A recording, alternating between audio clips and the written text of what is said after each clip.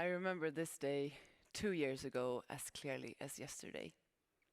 I sat in this exact aula on the second row with my heart beaming of joy. As my twin sister Elin and best friend took this stage to tell her story about living in the now. Oh, she was brilliant, strong, beautiful, deadly sick, yet fully alive, commanding others to live. I remember this day 1 year ago as vividly. The sun rose again, although I could not in any way grasp how. The early birds of spring sang in the woods, and the tiny hare ran over our lawn with the same curiosity and speed as the day before, not noticing any change or hurt. The last snow was still visible from my window, and the kids still needed their breakfast to be prepared. In a way, all was just as usual. Yet absolutely nothing was. You see, on March 21st, 1 year ago, my sister took her very last breath.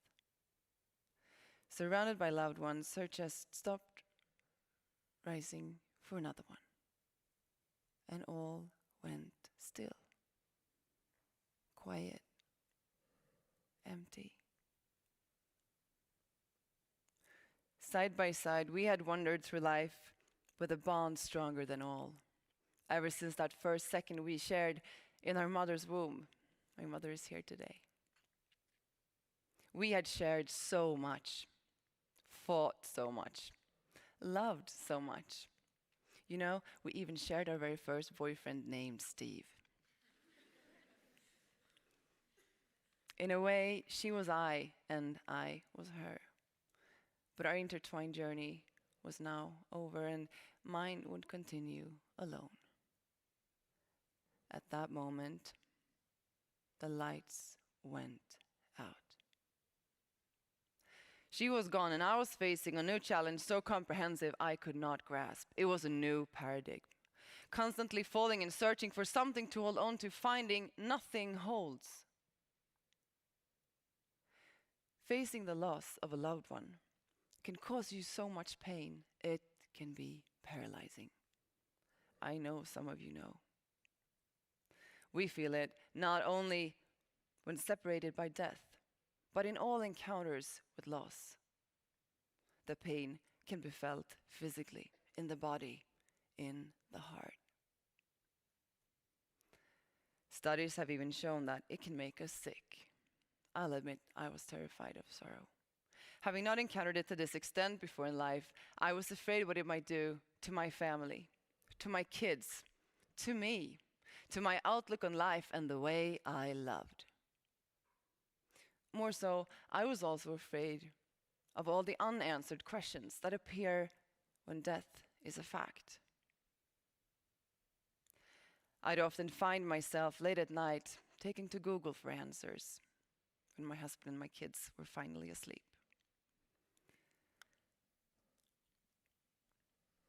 Will I ever see her again? How do you live on when you have lost a loved one? Will the pain always stay? I search in literature, in poetry, in spiritual guidance, in religion, in stories told by others, yet I could not seem to find that one answer, nor a cure for the pain and loss of direction I felt. Life was just not as colorful anymore. And a lot of things seemed to lack purpose.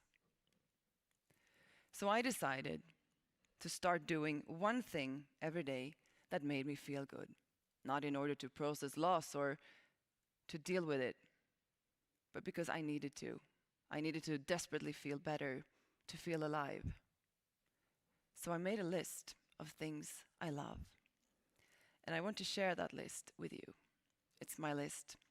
It's a very simple and easy list in a lot of ways. You do whatever you want to with it. Number 1, meditating. To sit in silence, creating space for stillness.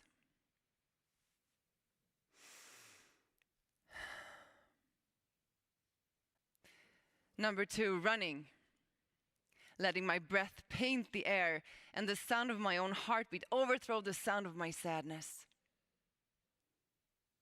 Feeling the presence of my sister and hearing her encouraging words on my shoulder as I wanted to stop to catch my breath. You've got this, sis. You've got this. Number 3, diving into pleasure. Having sex, lots of it, with my husband, who's also here today, or myself. Diving into it wholeheartedly, without shame, without doubt, letting the body lead and letting it fill me up. Number 4, singing, as if my life depended on it. Singing until I started crying and singing so hard I started laughing, remembering how we used to sing together, feeling so blessed we did. Dancing, totally free, like a savage, in vulnerability where eyes couldn't see, and where they could. Leaning in, letting go, letting the music take control. Remembering how we used to dance together and how it always made my sister laugh.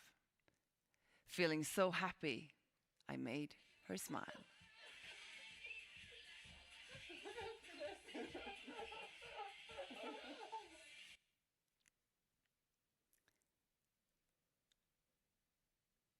Spending time with the ones I love, being held and holding on, letting the laughter of my children and my loved ones heal what was lost, one bedtime story at a time.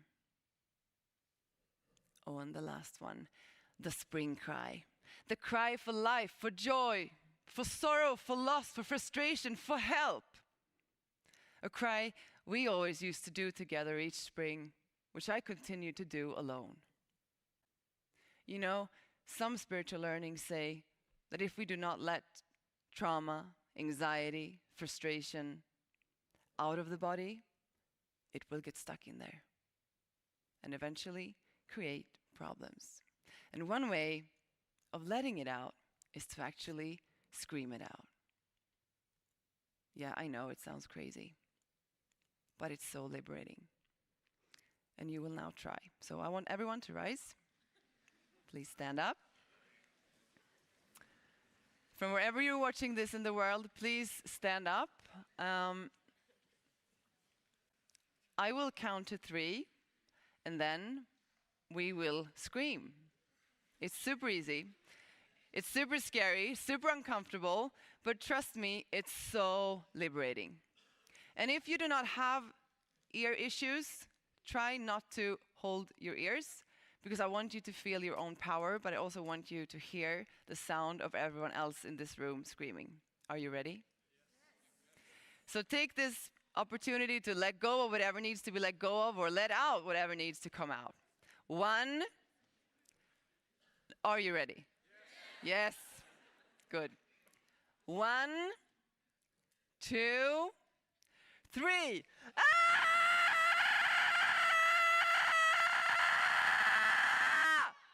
Thank you. You can now sit down.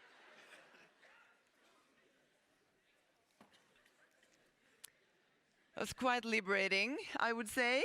Felt like you also, some of you at least, thought so. Time kept on passing and slowly turning more kind. Realizing all of these things did one thing. They made me feel alive again. And one by one helped me start to heal, to feel. Because that was the profound realization that before the word alive comes the word feel. To feel alive. To stay. To not run away. To be fully present in connection with the body and mind, and to take it all in. To feel every single bit of it. And then, eventually, kindly letting it all out. A year has now passed since my sister left her physical body. And in the quiet, I have found myself emerged not only in her death, but maybe perhaps more so in her life. And what has crystallized to me is this: I refuse to allow her death to overshadow the beauty of life. Please do not misunderstand my words here. Her passing will forever stand as the pivotal moment that reshaped my world, that shook its very foundation. Yet, I refuse to succumb to bitterness or resentment towards life. My sister embraced life fully.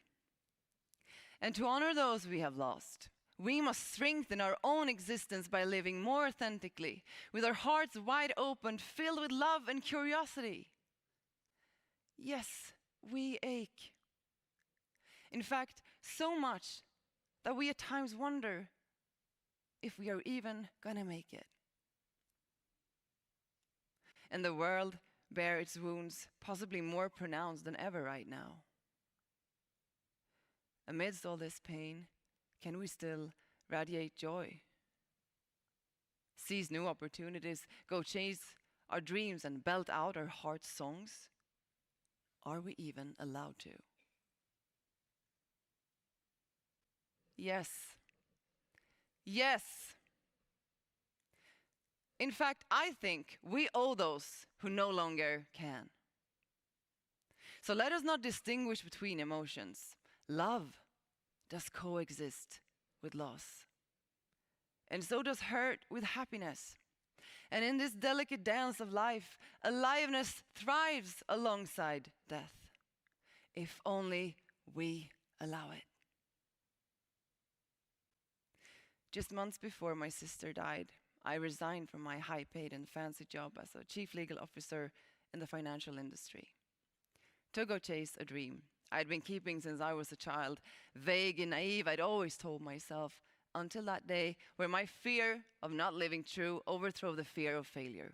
So I quit to become a motivational speaker. I decided to try and thrive in the path of uncertainty,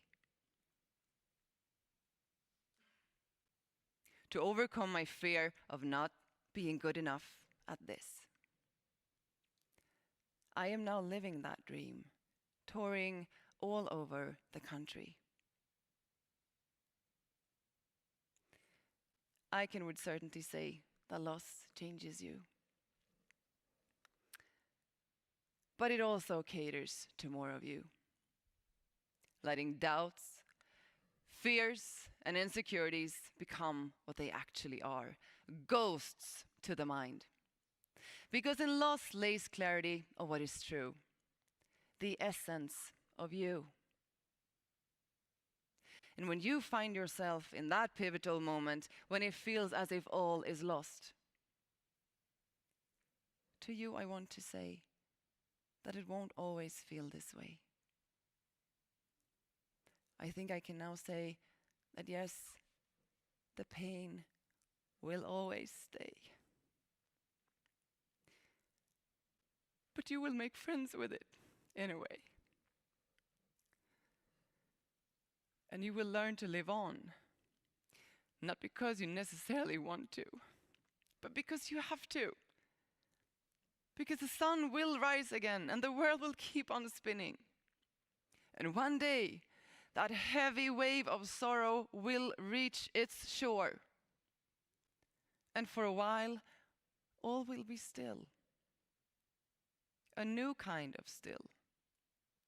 And in that stillness, you will allow yourself to be happy and free. To run towards your wildest dreams and desires, because after all, that is what your loved and lost one would have wanted, which would have made her jump of joy, seeing that despite all, you are still here, living your life with an open heart, feeling fully alive. Thank you.